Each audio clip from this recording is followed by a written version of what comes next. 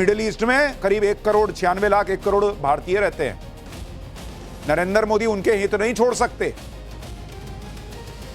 उधर इजराइल है जिससे भारत की दोस्ती है, उसको भी नहीं छोड़ सकते। इधर ईरान है। तो जो लोग ये सवाल खड़े कर रहे थे कि भारत किधर है, नहीं है, ईरान के लिए नहीं बोला, उसको बोला, इसको बोला, आज की डेट में ईरान के स्ट्रेट ऑफ हॉर्मुज से होते हुए 2 जहाज आ गए एलपीजी लेकर। तो पर्दे के पीछे बहुत खेल होता है बॉस। हर चीज सामने सामने हो जरूरी नहीं। और हमने आपको पाठशाला में बताया था कि मिडिल ईस्ट में करीब 1,96,00,000 1 करोड़ भारतीय रहते हैं। नरेंद्र मोदी उनके हित नहीं छोड़ सकते। उधर इजराइल है जिससे भारत की दोस्ती है, उसको भी नहीं छोड़ सकते। इधर ईरान है जिसके साथ क्या गलत हुआ नहीं हुआ उसको देखते हुए उससे भी बातचीत चल रही है। और उसका नतीजा है कि भाई हमारे जहाज आ रहे हैं। जब दुनिया के बड़े बड़े देशों के जहाज स्ट्रेट ऑफ हॉर्मुज में फंसे हैं, भारत अपने लोगों को, अपने जहाजों को, सबको सुरक्षित वापस ला रहा है। आप देखिए कि भारत का एक और जहाज जग लाडकी भी स्ट्रेट ऑफ हॉर्मुज से सुरक्षित गुजर गया है। यह जहाज 80,000 टन से ज्यादा क्रूड ऑयल लेकर यूएई से आ रहा है। हालांकि अभी भी स्ट्रेट ऑफ हॉर्मुज में भारत के 22 जहाज फंसे हुए हैं और उनको सुरक्षित निकालने के लिए तमाम प्रयास चल रहे हैं। इसके अलावा भारत 28 फरवरी से अभी तक युद्ध वाले जोन में 2,20,000 लोगों को भी सुरक्षित निकाल चुका है। अभी कुछ दिन पहले की बात है जब ईरान को लेकर विपक्ष माहौल बना रहा था कि भारत ने तो ईरान से संबंध बिगाड़ लिए, भारत के जहाज ईरान रोक रहा है और चीन के जहाज जाने दे रहा है। लेकिन नरेंद्र मोदी की डिप्लोमेसी की नाकामी जिसे बताया जा रहा था, वो पर्दे के पीछे ऐसी पलटी कि अब ये तस्वीर आ गई। आप देखिए कैसे धीरे धीरे चीजें भारत के पक्ष में आ रही।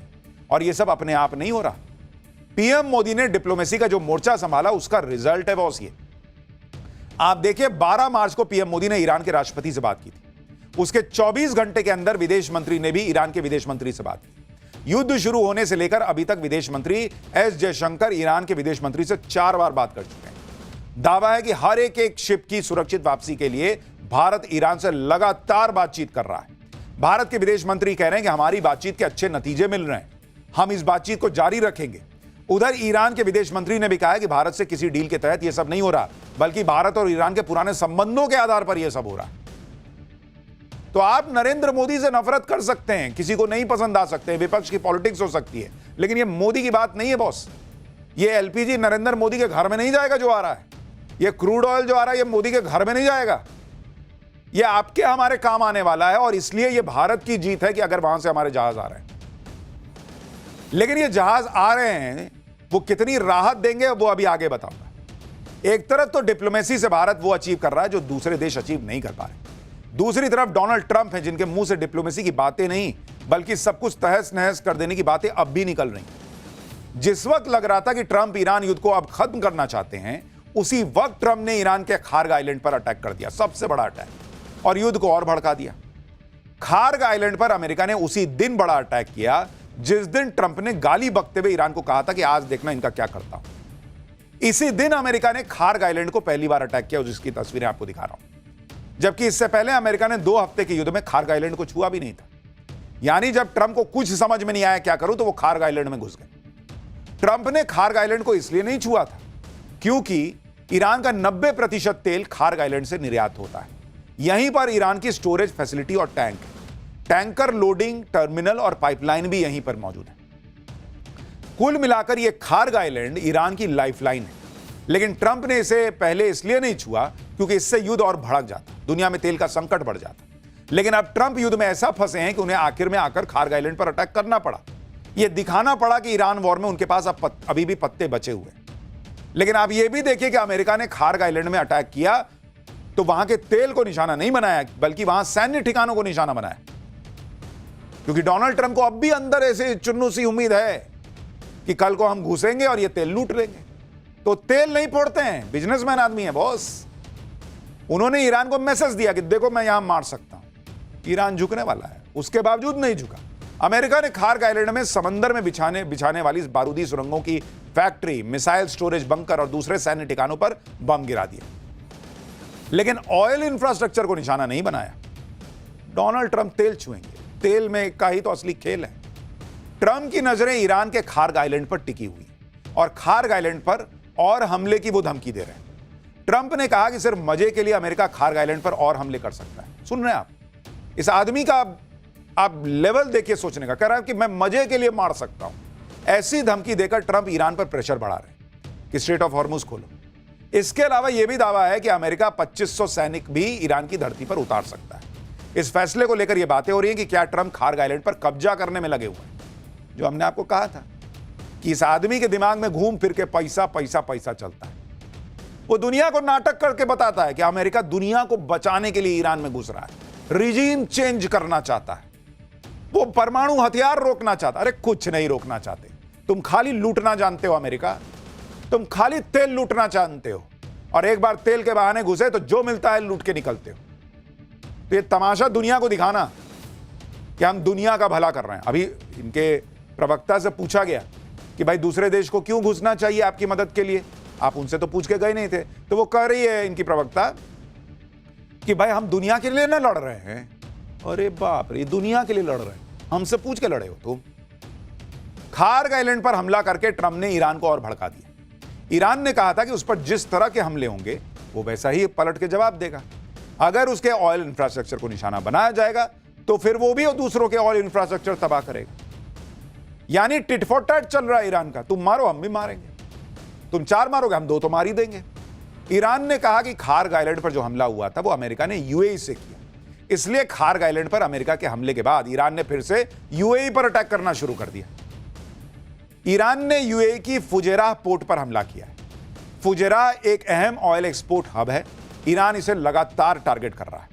शनिवार को भी जब ईरान ने इस पोर्ट पर हमला किया था तो भारत का जगलाट की शिप उस पोर्ट पर था और वहां ऑयल टर्मिनल से शिप पर क्रूड ऑयल लोड हो रहा था। राहत की बात यह रही कि इस हमले में किसी को कोई नुकसान नहीं। इसके अलावा कल रात भी ईरान ने दुबई एयरपोर्ट के पास हमला किया, जिसके बाद दुबई एयरपोर्ट के ऑपरेशन को रोक दिया गया था। देखिए कैसे धुआं निकल रहा है, जो तस्वीरें दुबई से आ रही। तो बेचारा यूएई फंस गया है क्योंकि अमेरिका वहां से अटैक करता है और ईरान चूंकि अमेरिका तक क्या ही मारेगा तो वो यूएई पर अटैक करता है कि तुम क्यों अपनी जमीन इस्तेमाल होने दे रहे हो। हालांकि इस बीच भी यूएई लगातार अपने लोगों के लिए काम कर रहा है। दुनिया भर में यूएई की हालांकि तारीफ हो रही है कि जिस तरीके से वहां पर हालात को संभालने का प्रयास हो रहा है, लेकिन ट्रंप के चक्कर में सब फंसे हुए हैं। इस तरह के हमले करके ईरान यह बता रहा है कि वो झुकने वाला नहीं है। युद्ध को नेक्स्ट लेवल पर ले जाना चाहते हो, वो भी जाने को तैयार है, और इसलिए अब वो घातक मिसाइलें निकाल रहा है। ईरान ने युद्ध में पहली बार सेजल 2 मिसाइल का इस्तेमाल किया, जिसे डांसिंग मिसाइल कहा जाता है, नाचने वाली मिसाइल। पहले आप इस मिसाइल की एक झलक देखिए, फिर आपको बताता हूं कि यह कितनी खतरनाक मिसाइल है जो अमेरिका को नचा रही है।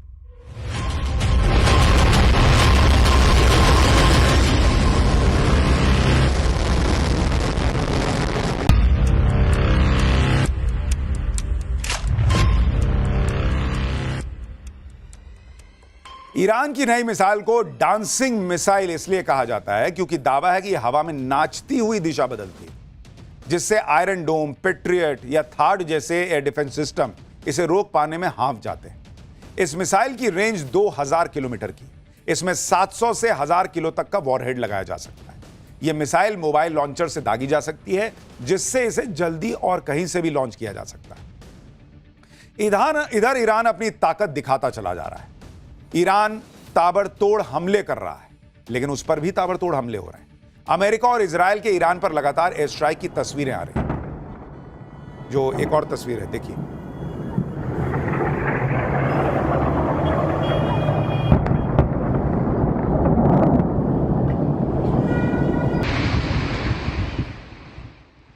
तो ये युद्ध तो रुकने से रहा, अभी फिलहाल तो लग नहीं रहा। डोनाल्ड ट्रंप को जब मदद मांगने की नौबत आ गई है, तभी आप समझ जाइए कि ईरान जो है वो कैसे अपर हैंड लिए हुए है और ये मामला कितना भयावह होता जा रहा है। लेकिन पाठशाला में अब अगला चैप्टर, भाई यहां भी तो चल रहा है ना इसको लेकर बवाल। ममता सिलेंडर लेकर सड़क पर आ गई, संसद में अलग बवाल। पीएम मोदी के सामने सिलेंडर वाला महा चैलेंज कैसे खड़ा हुआ। सिलेंडर की गजब जमाखोरी, ताबड़तोड़ एक्शन, लेकिन पब्लिक को कितनी राहत मिल रही। ग्राउंड रिपोर्ट क्या बता रही। सिलेंडर के बाद अब बढ़ने लगी महंगाई, ईरान अमेरिका युद्ध नहीं रुका तो क्या गजब होने वाला है। और बंगाल चुनाव में ममता ने सिलेंडर को बड़ा मुद्दा बना दिया। बीजेपी क्या कर पाएगी, क्या जवाब दे पाएगी, अब इसका चैप्टर। ईरान और अमेरिका आपस में लड़ रहे हैं, पीस दुनिया रही है।